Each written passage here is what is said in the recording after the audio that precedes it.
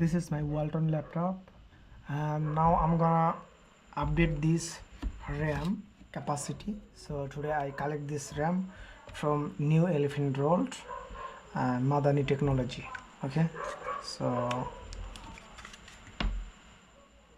Origin, this is the brand name is Origin. So I'm gonna update this RAM. I'm gonna install this RAM in my laptop. Okay, so at first I have to open the screw.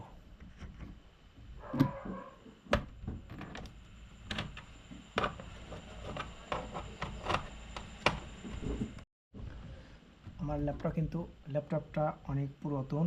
So এটার processor হলো Core i3 7th generation.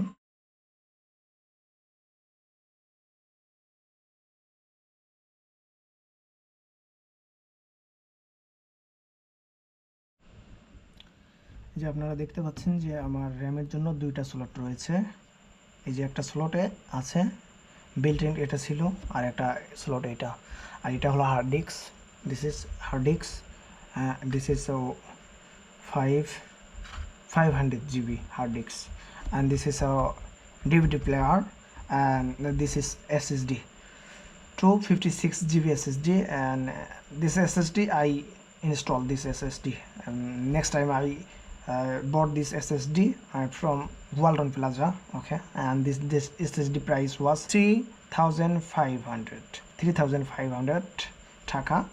Okay, so as you can see, and this is a processor, this is mainly processor, and this is a cooling fan, and this fan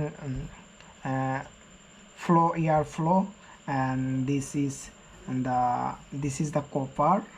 Okay, so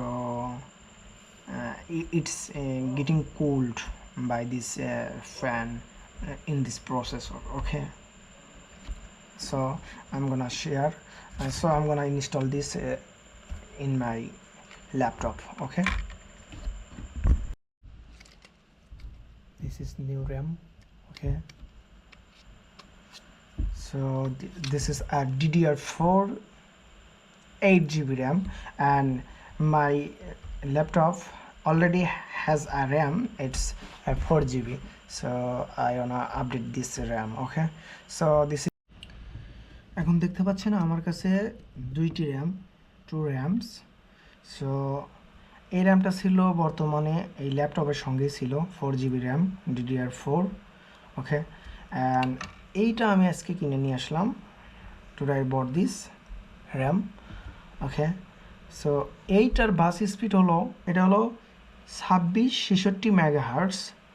okay, SODIMM RAM 8 GB, এবং এটা হলো 4 GB 2133 বাস স্পিডের। যখন আমি এটা install করছি তখন আমার ল্যাপটপ চলছে, রান করছে, এবং এটা দিয়েও রান করছে, বাট যখন আমি মিক্স করছি বাস স্পিড সেম না হওয়ার কারণে কাজ করছে না, ল্যাপটপ ওপেন হচ্ছে না।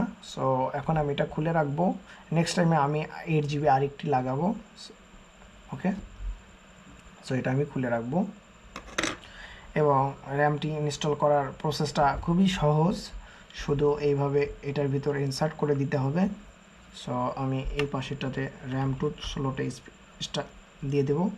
সো এইভাবে আমি এর ভিতর ঢুকিয়ে দিয়ে জাস্ট একটা চাপ দিলেই এটা কিন্তু লেগে যাবে, এবং এই র্যামটা এই পাশে ছিল। সো এটা কিভাবে লাগাবো দেখাচ্ছি, যে এটা ঢুকিয়ে দিয়ে এর ভিতর ইনসার্ট করে একটা পুশ করতে হবে, তাহলে কিন্তু এটা বসে যাবে।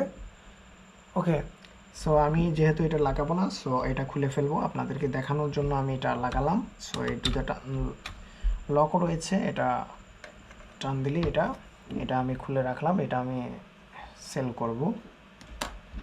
পরবর্তী সময় আমি এটা আরেকটা লাগিয়ে নিব, এবং এখানে দেখতে পাচ্ছেন এসএসডি, যেটা আমি নিজেই লাগিয়ে নিয়েছি, এবং এটা হলো প্রসেসর, মেইনলি এটা হলো প্রসেসর। দেখতে পাচ্ছেন যখন ল্যাপটপ রান হয় তখন কিন্তু প্রসেসর অনেক পরিমাণে হিট হয়। সো এই হিটিং যেন কম হয় সেই জন্য কিন্তু এখানে ফ্যান দেওয়া রয়েছে, হিটিংটা কমানোর জন্য, এটা প্রসেসরকে ঠান্ডা রাখার জন্য। এটা হলো এসএসডি